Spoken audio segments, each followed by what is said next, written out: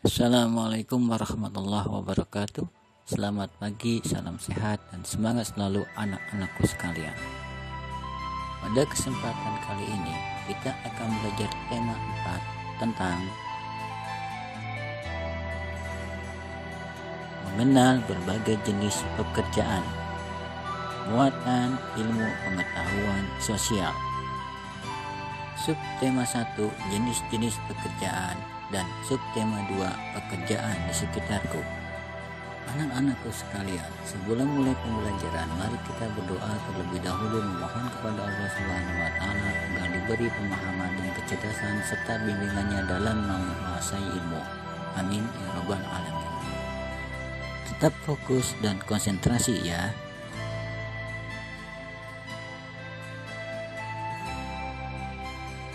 Bismillahirrahmanirrahim. Subtema 1 jenis-jenis pekerjaan.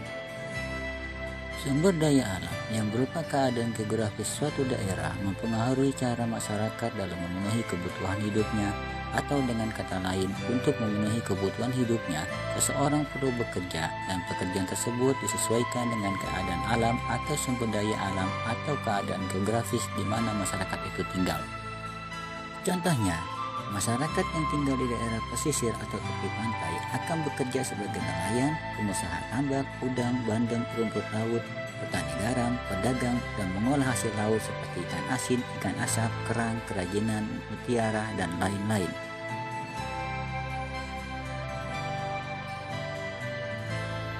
Masyarakat yang tinggal di dataran rendah bekerja sebagai petani, buruh tani, pedagang, perajin, peternak, dan pegawai.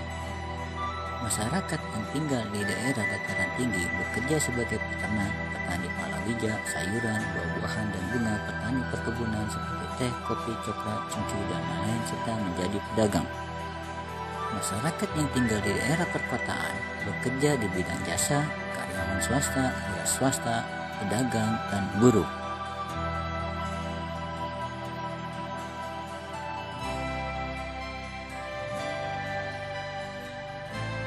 Anak-anakku sekalian, kita akan lanjut kepada materi kegiatan ekonomi. Kegiatan ekonomi adalah kegiatan manusia yang dilakukan untuk memenuhi kebutuhan hidupnya. Kegiatan ekonomi dibagi menjadi 3, yaitu 1. Kegiatan produksi adalah kegiatan yang mengolah barang baku menjadi barang jadi atau setengah jadi. Contohnya, industri dan kerajinan. 2. Kegiatan distribusi adalah penyebaran hasil produksi kepada konsumen. Contohnya, pengiriman barang melalui jalur darat, laut, dan udara. 3. Kegiatan konsumsi adalah kegiatan memakai atau menggunakan suatu produk barang atau jasa. Contohnya, konsumsi jasa dan konsumsi barang.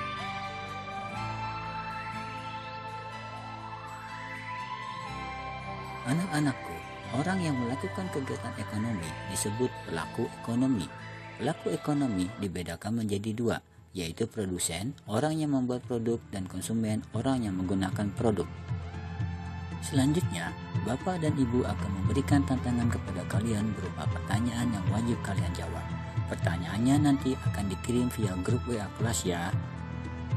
Anak-anakku sekalian, sekarang kita lanjut kepada materi subtema 2 pekerjaan di sekitarku. Berdasarkan bentuknya, jenis pekerjaan dapat dibedakan menjadi 2, yaitu 1.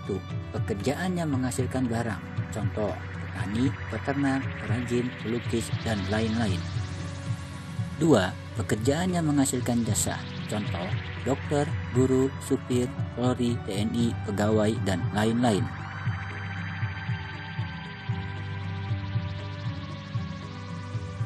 Anak-anakku sekalian, apapun jenis pekerjaan yang kita atau orang lain lakukan, wajib kita beri apresiasi dan hargai, selama pekerjaan itu adalah pekerjaan yang halal. Sebab antara pekerjaan yang satu dengan yang lain akan saling berkesinambungan atau berhubungan untuk saling melengkapi agar kegiatan ekonomi dapat berjalan dengan baik. Contohnya, petani kakao atau coklat, bila sudah panen, coklat tersebut akan dibawa ke pabrik coklat untuk dibuat coklat batangan. Kemudian, coklat yang sudah jadi akan didistribusikan atau diantarkan kepada konsumen. Selain itu, Kegiatan ekonomi dapat terbantu dengan adanya kemajuan dan perkembangan teknologi. Sebagai perumpamaan, zaman dahulu, orang untuk melakukan kegiatan ekonomi dilakukan dengan cara sederhana, mulai dari pencarian bahan baku, pengolahan, pendistribusian, sampai kepada konsumen dilakukan dengan sistem manual atau keterlibatan langsung pelaku ekonomi. Sedangkan zaman sekarang, hampir semuanya kegiatan ekonomi dilakukan dengan sistem digitalisasi atau komputerisasi sampai kepada transaksi yang dapat dilakukan walaupun pelaku ekonominya tidak saling bertemu. Sampai di sini dulu anak-anakku sekalian. Untuk subtema 3, kita akan bahas di minggu kedua pelajaran tematik. Untuk tugas subtema 2 nanti akan dikirim via grup ya.